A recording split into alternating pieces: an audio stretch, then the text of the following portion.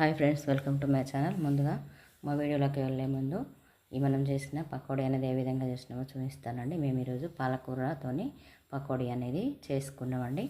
ఈ పాలకూర పకోడీకి మేము కొంచెం శనగపిండి అలాగే గోధుమ పిండిని తీసుకున్నానండి. దానికి సరిపోను ఉప్పు, కారం అలాగే ముందుగా కట్ చేసి పెట్టుకున్నటువంటి పాలకూర అనేది తీసుకున్నానండి. దీనిలో బియ్యం పిండితో పాటు శనగపిండి తీసుకున్నా. మీకు ఇష్టం లేకపోతే మొత్తం కూడా తీసుకోవచ్చు, కానీ బియ్యం పిండి వేసుకుంటే కరకరలా ఉంటుందని నేను బియ్యం పిండి అనేది వేసుకున్నా. అలాగే దానికి సరిపోను ఉప్పు, కారం, కొంచెం వంట సోడా, కొత్తిమీర పొడి అలాగే గరం మసాలా అనేది కూడా వేసుకొని ఒకసారి మంచిగా కలుపుకోవాలండి. ముందుగా ఇవన్నీ వేసుకొని ఒకసారి కలుపుకున్న తర్వాతనే ఈ పాలకూర ఆకు అనేది వేసుకోవాలండి. ఈ పాలకూర ఆకు అనేది వేసుకునే ముందు మనం పాలకూరను కడిగి పెట్టుకున్నాం కదా, దానిలో పదన ఉంటుంది. అందుకే పదన వేసుకొని ముందుగా పదన అనేది వేసుకోకూడదు, నీళ్ళు అనేది వేసుకోకూడదు.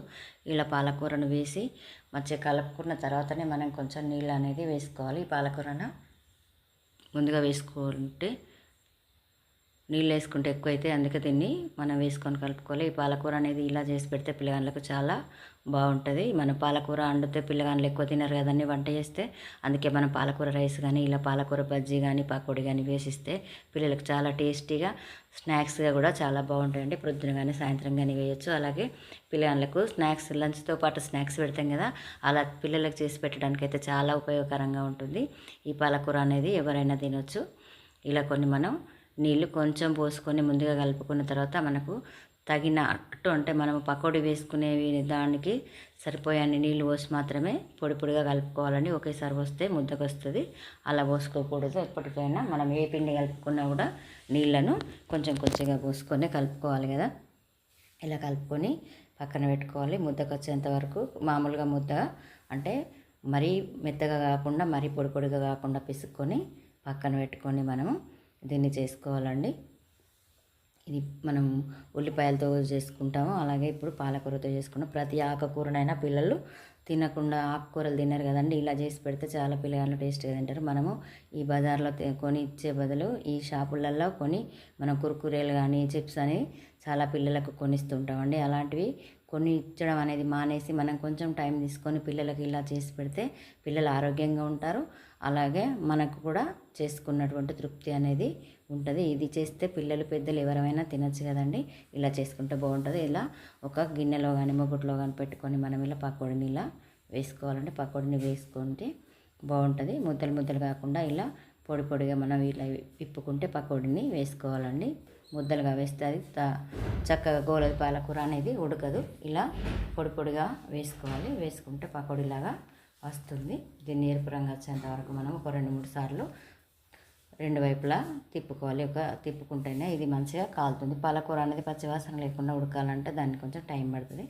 ఇలా టైం పట్టినంతసేపు దీన్ని నూనెలో మంచిగా గోలనివ్వాలి. దీనిలోకి మనము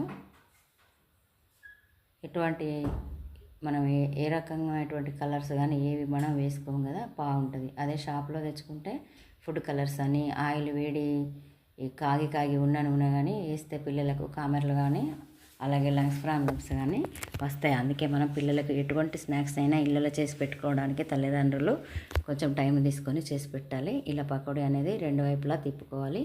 ఒక 2-3 సార్లు టైం ఎక్కువ పడుతుంది. తిప్పుకొని వేసుకుంటే సరిపోతుందండి. ఈ పాలకూర అనేది ఉడికిపోతుంది, చాలా టేస్ట్గా ఉంటుంది. మనం ఎలాగైతే బజార్లో బండ్ల మీద కొనుక్కునే పకోడీ ఎలా ఉంటుందో అలాగే మనకు వస్తుందండి. ఇది ఎరుపు రంగు గోలింది, ఎరుపు కలర్కి వచ్చింది. దీన్ని తీసుకొని మనము ఒక జల్లిగిన్నెలో వేసుకోవడమేనండి. తీసుకొని నూనెలో నుంచి వేసుకొని నూనె గారిపోయేంత వరకు ఉన్న తర్వాత మనం ఒక సర్వింగ్ ప్లేట్లో తీసుకొని వాటిని తినేయడం అండి. చాలా బాగుంటుంది.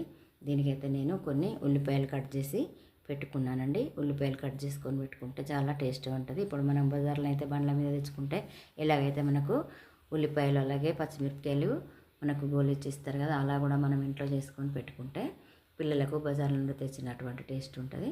ఇలా మనం చేసుకొని తింటే ఆరోగ్యానికి కూడా మంచిదండి. మా వీడియో లైక్ చేయండి, షేర్ చేయండి, అలాగే సబ్స్క్రైబ్ చేసుకోండి. మీతోటి వాళ్ళకు ఒకసారి షేర్ చేయండి. మా కామెంట్ బాక్స్లో కామెంట్ చేయండి. మీరు ఎలా చేసుకుంటారో మాకు ఒకసారి కామెంట్ బాక్స్లో కామెంట్ చేయండి. థ్యాంక్ యూ ఫర్ వాచింగ్ అండి.